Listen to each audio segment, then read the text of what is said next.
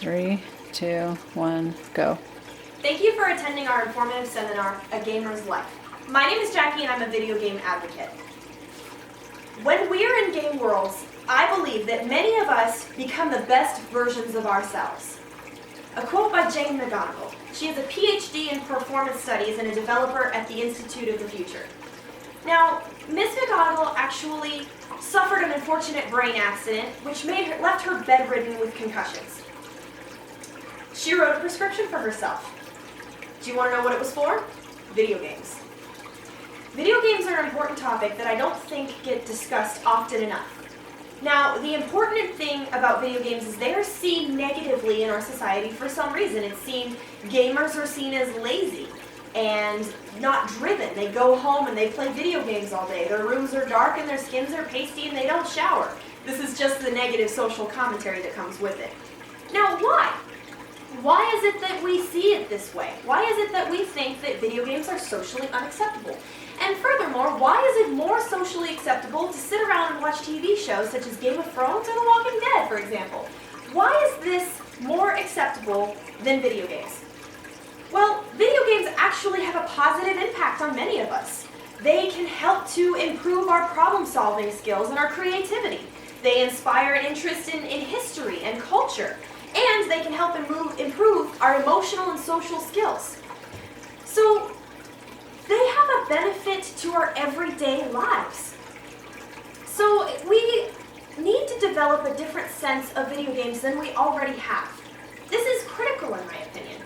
Allowing your children to play video games is much more critical than letting them watch a TV show. So when confronted with failure in a video game, I apologize, not in a video game. When confronted with failure in real life, we tend to have a sense of discouragement. We become worried about our lives and we get anxiety about failing again in the future. We don't see it as an opportunity to get back up and move on, which in video games, this is what happens. You develop a sense of, and you know that you can do it.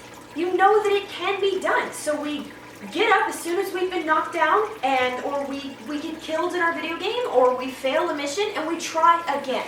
We change our tactics. We develop a different sense of understanding for ourselves and we overcome our obstacles. So why then is it that we can't do this in our real life? Why can't we take what we've learned in video games and establish them? Statistics show that people who play video games actually have stronger problem-solving skills. They give up less easily because they know they can overcome those challenges. We also have a different sense with our NPCs, which are non-playable characters. The NPCs, or non-playable characters, trust us with real-world life-changing events. They give us the opportunity and the tools that we need to overcome greater evils, to negotiate and change our tactics and evolve into something different. This is something that we can apply to our everyday life. If we could look at our math homework the way that we look at video games, imagine how many of us would be mathematicians. It also helps benefit us in our creativity. We have a sense of ownership for our characters, a modification, if you will, to make them look and act and sound the way that we want them to. We get to change the gear. We get to develop relationships with other characters. We have self-expression, a deeper understanding of our game's rules and structures as highlighting personalities and interests. We can focus on the traits that are the most important to us. There are 3 separate categories in most games. You can be a warrior with a sword and a shield. You can be a magician who fights from a distance, or you can be an archer and develop in stealth. There are many different traits that we can develop through our video games. So they also help us develop a deeper understanding and interest in culture and history.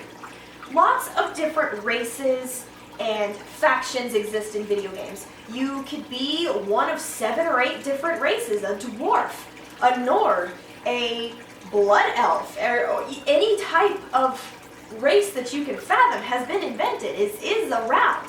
And every race or faction has its own strengths and weaknesses. And pulling together as a whole, working with many different races, different factions, working together can help us achieve different goals. We have to have an understanding and appreciation for where other people come from.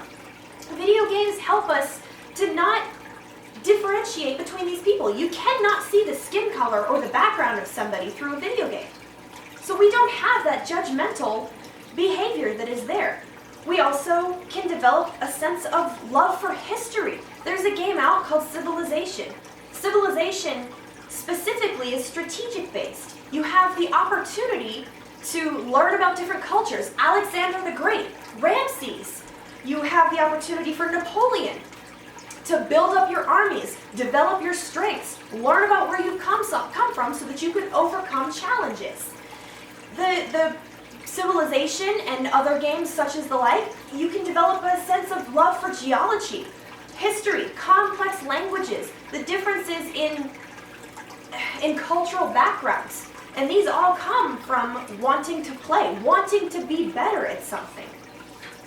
Now, we also can develop a deep sense for our emotional and social skills, which, for whatever reason, there is a concept that gamers don't have very good social skills. Video games help inspire us to cooperate together, to collaborate, to come together as one. We need to have single goals because we know that if we don't all come together and work together and then communicate as a whole, we won't be able to accomplish our goals. And if you don't collaborate and communicate with other people, you're not going to be at your end goal anyways, because these are things we can't accomplish by ourselves. And above all, it helps us create a positive self-image for ourselves. We can accomplish things, we can achieve our goals, and you get positive feedback from everything in a video game. +1 to your agility, +1 to this. You gain a new piece of gear that you can equip, which makes you better. You get mounts, which you can ride and show off to your friends, and you have the ability to develop these things. And many of us love to show off what we've accomplished in a video game. Now, statistically,